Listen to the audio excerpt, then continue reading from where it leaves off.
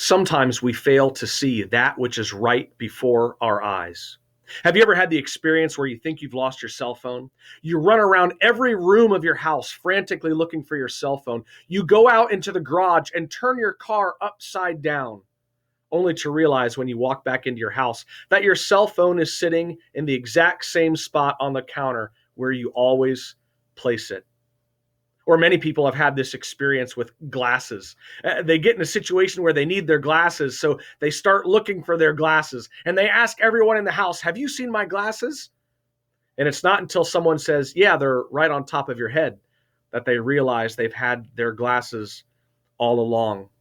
Andrew and John tell me that these things become a lot more common when you get older, but I'm not nearly as old as they are, so I haven't started experiencing it yet.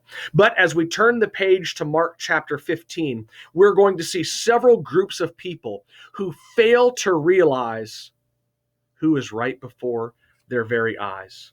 So let's set the scene. On Thursday evening, Jesus had the Last Supper with his disciples. Late Thursday evening and into Friday morning, Jesus went to the Garden of Gethsemane with his disciples to pray. And it was very early on Friday morning when Jesus was arrested and taken to the Sanhedrin for a trial. Well, Mark 15, chapter 15, verse 1 says, very early in the morning. This very early in the morning is likely sometime around 6 a.m. on that Good Friday. And it's at this point where the religious leaders continue carrying out their plan to get rid of Jesus. And part of their plan is to present Jesus before the Roman governor, Pontius Pilate. So very early on Good Friday, Jesus finds himself standing face to face with this powerful Roman governor, Pontius Pilate. And Pilate asks Jesus a question in verse 2. Are you the king of the Jews? Pilate doesn't realize who is standing before him. Pilate doesn't realize that he is standing face to face with the creator of the heavens and the earth, that he's standing face to face with the Savior, that he is standing face to face with the King of the Jews.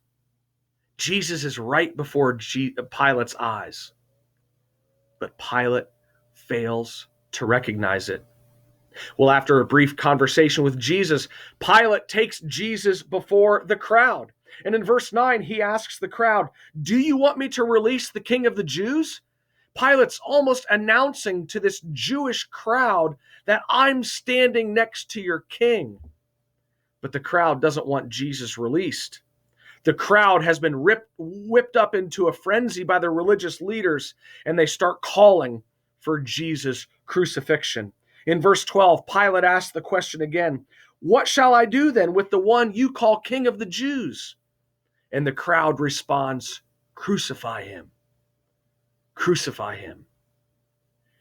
Here is this Jewish crowd and this Jewish leadership standing right in front of their king, yet they fail to realize it. And so they call for his crucifixion. Well, Pilate, being the savvy politician that he is, doesn't want to upset or disappoint the crowd. So he hands Jesus over to be flogged and crucified. And he hands Jesus over to some Roman soldiers, verse 15. They put a purple robe on Jesus, then twisted together a crown of thorns and set it on him. And they began to call out to him, Hail, King of the Jews! Again and again they struck him on the head with a staff and spit on him. Falling on their knees, they paid homage to him. And then they lead him out to crucify him. Here are these soldiers who are mocking Jesus. They mock Jesus by dressing him in purple, the color of royalty. They mock Jesus by placing a faux crown on his head. And they bow down before him and say, Hail, King of the Jews. They are mocking him.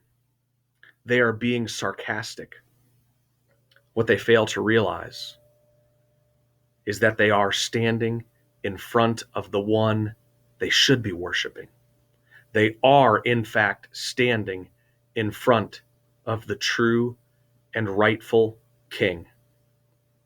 You know, it's common for churches all around the world to read these verses on Good Friday. And very often when these passages are read on Good Friday, the priest or the pastor will take the place of Pilate and speak the words of Pilate. What shall I do then with the one you call King of the Jews? And then the entire congregation will take the place of the crowds, and they will voice the words of the crowds, crucify him, crucify him. It's an important moment on Good Friday that I think tells us at least two important things. First, when we repeat the words of the crowds, crucify him, it's a way of acknowledging that we too are responsible for Jesus' death. You know, in reading this scene, it really seems like Pilate's responsible. It seems like the religious leaders are responsible. It seems like this crowd who has been misled, but they remain responsible. And all of those things are true. But one of the things that the Bible teaches us is that Jesus goes to the cross for the sins of all humanity. That includes me, and that includes you. So in a very real way, because we are sinners, we too are responsible for Jesus' crucifixion. We too are responsible for Jesus' death. The other thing I think this passage challenges us to do is to recognize Jesus for who he is. It paints a very clear description of those who fail to recognize Jesus for who he is. Even though they were standing feet, maybe inches away from him, they failed to recognize Jesus for who he is. And it asks us the question, what about you? Who do you say Jesus is? As we've been walking through the Gospel of Mark and we've heard Jesus' teachings and we've seen Jesus' actions, and we now see that Jesus, the creator of the heavens and the earth, is becoming the suffering servant, a creator, a king who is willing to give his life for our salvation. How are we going to respond to Jesus? How are we going to respond to the one that Mark writes about in Mark chapter 15? Are we going to reject him, as so many have done?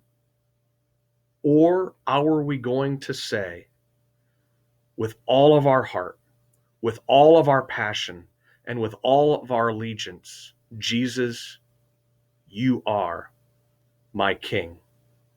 There's no third option. Either we embrace Jesus as our King, or we mock him and insult him as they did in Mark chapter 15. The question is, which decision have you made?